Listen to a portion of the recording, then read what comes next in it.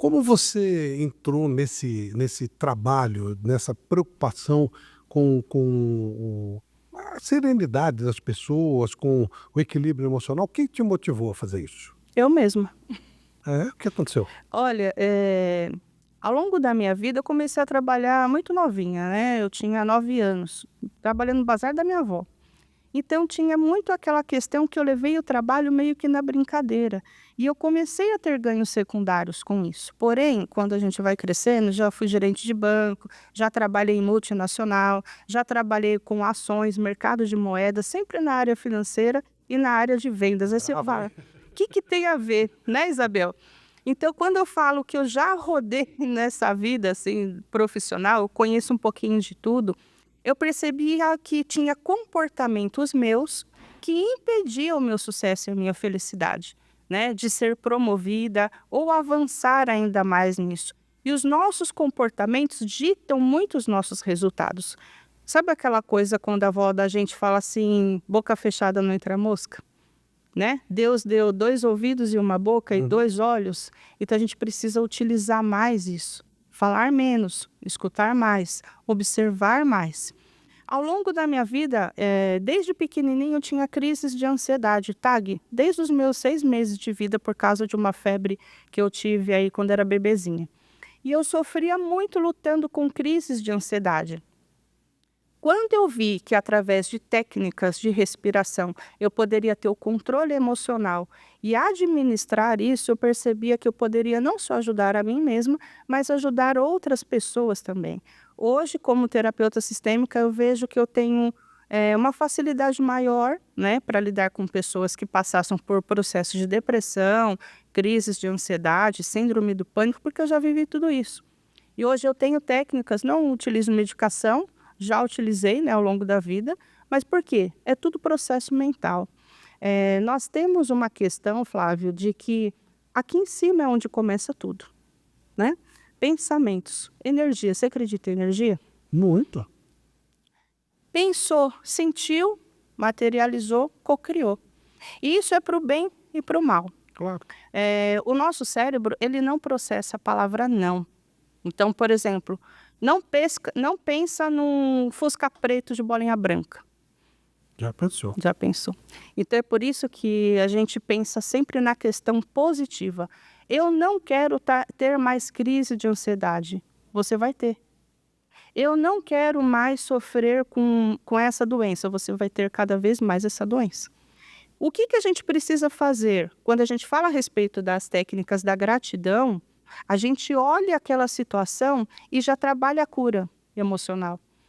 Eu sou muito feliz e grata por hoje ter esse emprego, né? Eu sou muito feliz e grata pela família que eu tenho. Quando vem algum tipo de crise, né, de ansiedade, a gente aprende técnicas de respiração. Tá tudo ligado, é uma frequência energética, né? Quando a gente aprende a respeito desse tipo de frequência, é natural a gente ter um pouco mais de saúde mental, física, emocional. A ansiedade ela veio no ser humano como uma proteção, um sinal de alerta que alguma coisa não está legal. É. Mas ela escapou um pouco disso. Hoje há uma cobrança, você até citou isso, né? Uhum. A cobrança que você traz com você mesmo acaba gerando essa ansiedade. Como é que se controla isso? A primeira coisa é quando você tem um propósito bem definido. As pessoas hoje, não sabem o seu propósito de vida. Eu sei meu propósito de vida. Meu propósito de vida é ajudar pessoas a serem melhores do que elas já são hoje. Então, quando você tem um propósito bem definido, Napoleão Hill fala isso no livro A Lei do Triunfo, né? Quando você tem um propósito bem definido, você sabe aonde você vai chegar.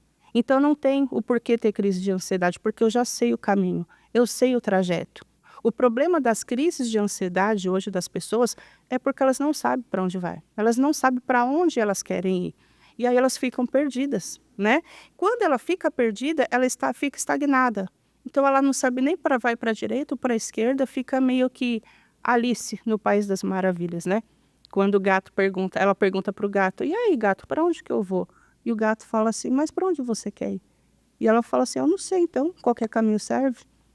Então as pessoas precisam a ter propósito de vida, pessoal, profissional, financeiro, todas as áreas têm um tipo de propósito.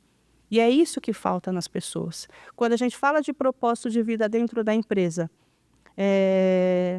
as pessoas têm uma dificuldade muito grande de falar não. Conhece pessoas assim? Todas. E aí eu te pergunto a diferença do importante e do urgente. Você sabe a diferença do importante e do urgente? Importante, Flávio, é tudo aquilo que a gente pode resolver a longo prazo.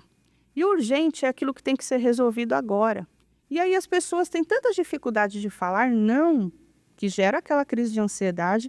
Aí a pessoa chega no Flávio e fala assim, então, Flávio, resolve isso para mim, é urgente. Então, olha, resolve isso aqui, é muito importante. Flávio, isso aqui é urgente, isso aqui é importante. E aí você fala assim, caramba, e aí aquilo que é seu, que é urgente, você não entrega. Porque você está com foco em resolver aquilo que é do outro. E aí existe jeitinho para isso, né? Você não vai falar não, mas você pode falar diferente. Ô fulano, deixa eu te falar uma coisa. Eu vou resolver, mas assim que eu terminar o que eu preciso fazer. Ah, então deixa que eu resolvo. Ok.